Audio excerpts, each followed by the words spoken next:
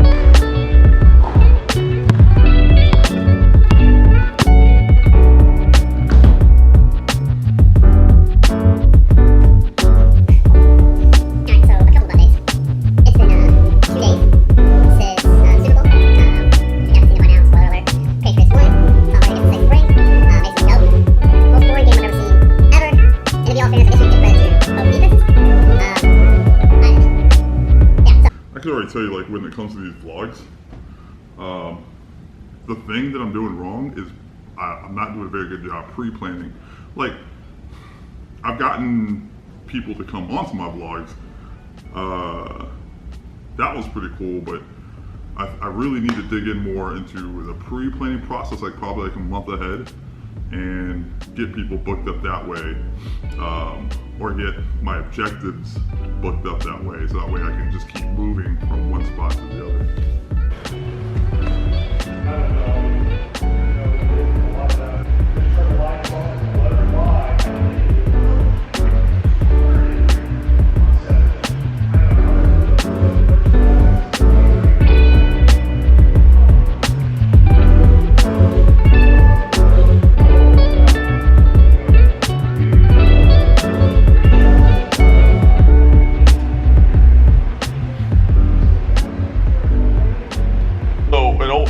An old friend reached out to me today about a management gig.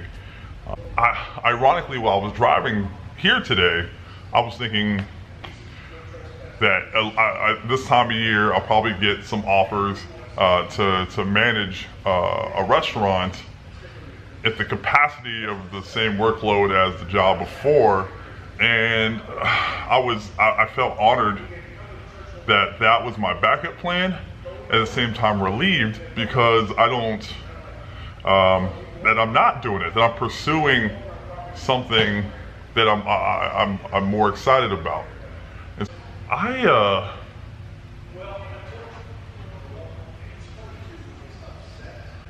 the drive is what is killing me. Like it's like during the season when it comes spring and summer here, Highway 98 becomes a living hell.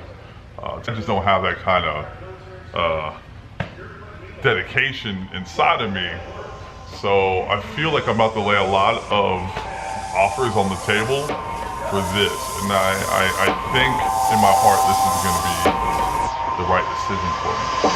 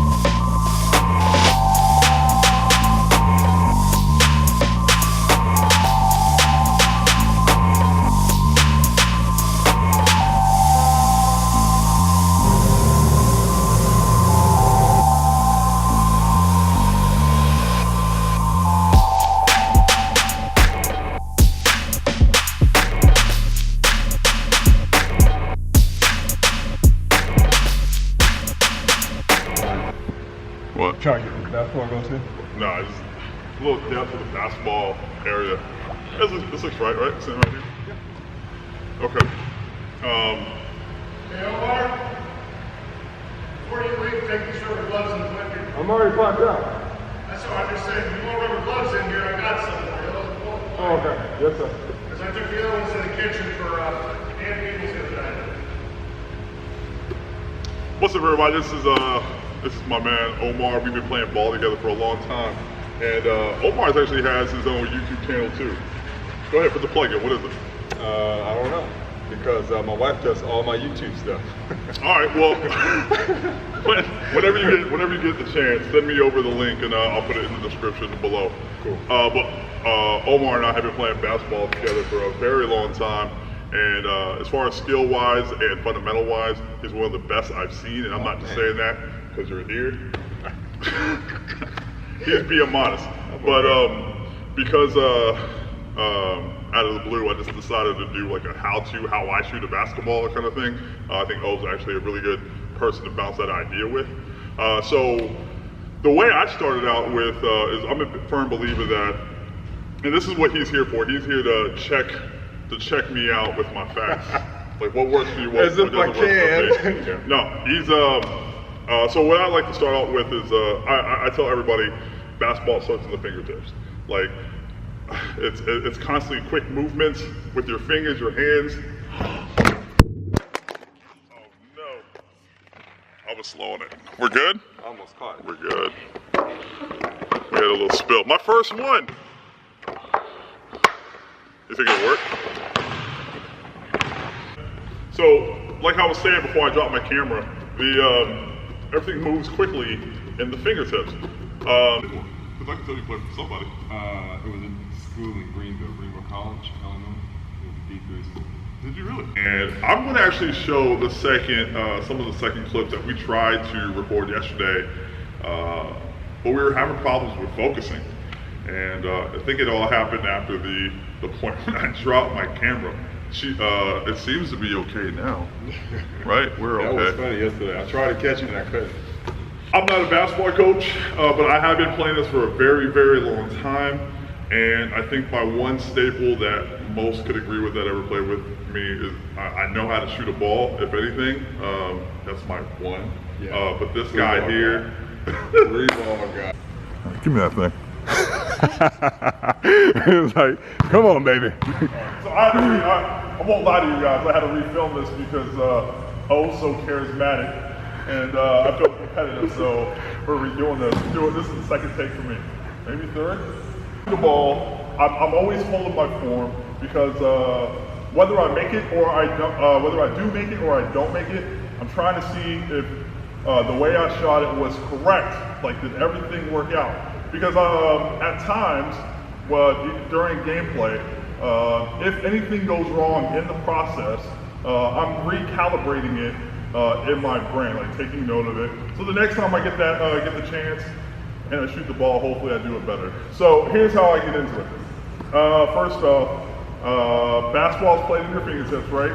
So when I hold the ball, I make sure that it rests comfortably on my fingers. Now I've got pretty big fingers, but no matter what, however big your hands are, the ball should be sitting in your fingers anyway. Should be able to fit 2 to 3 fingers underneath your palm and your ball in the ball comfortably to give it some room. You should feel uncomfortable throughout this whole process because you're having to learn a new thing. And so repetition will make it, hopefully get you to the point where it feels comfortable and it feels right. So the next step is properly holding your form. And generally, most coaches will tell you that you want to hold an L. And then at the same time, have your forearm focused on, like literally in front of where the goal is. But I am a chicken winger. Everybody has a different form, but for the most part, what works for you will work for you, but the mechanics still have to kind of be the same. What I mean by a chicken wing is my arm tilts a little like that. And I promote that because I get to see the whole court. I get to see where everybody is, where everybody is moving to, my peripherals are in play. So So I push off just a little to the side, and still the momentum is coming up and the power is still in my, leaves off of my fingertips the same. Next step when shooting the jump shot is realizing that a lot of it's into the flick of the wrist. That's where a lot of your power is coming from. And then when I push off, I want to make sure that the ball's leaving between my two earpiece fingers. So if I could draw a line between the two, between my two fingers, that is those are your crosshairs. That's where the ball is going to generally end up going when you shoot. Notice that when I do shoot the ball, there's a lot of backspin that came to play.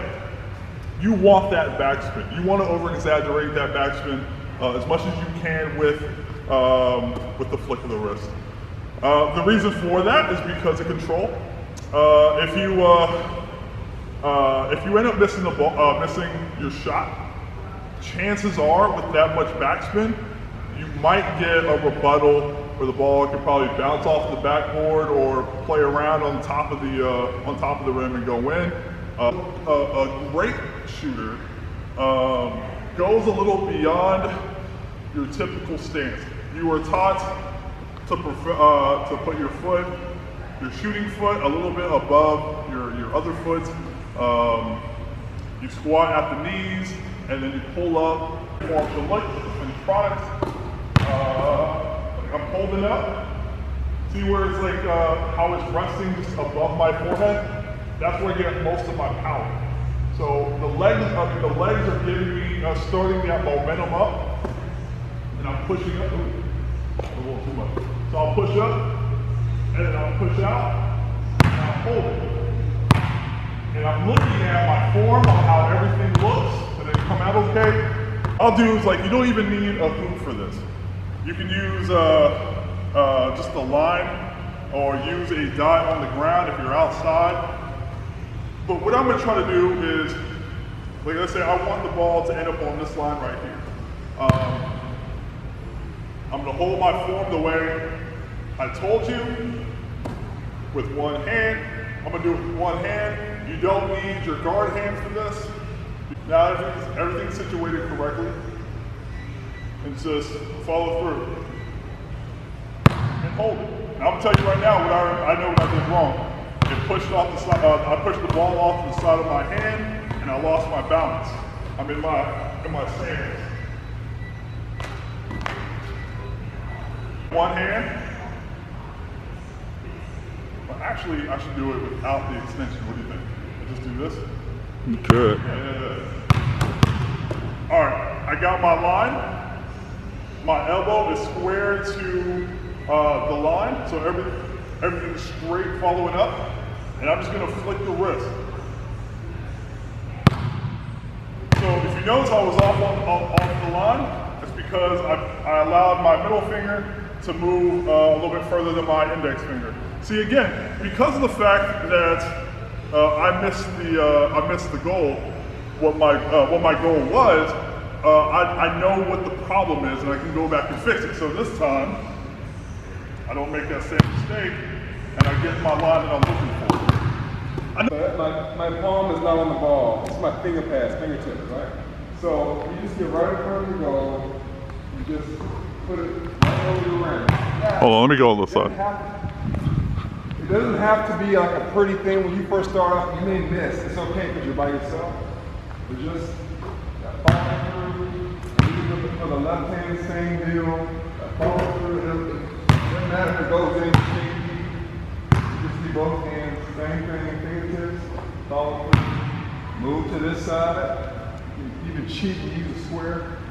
You just want to follow through. Same thing for the other side. Left hand. Just want to follow through now. Here's the other thing.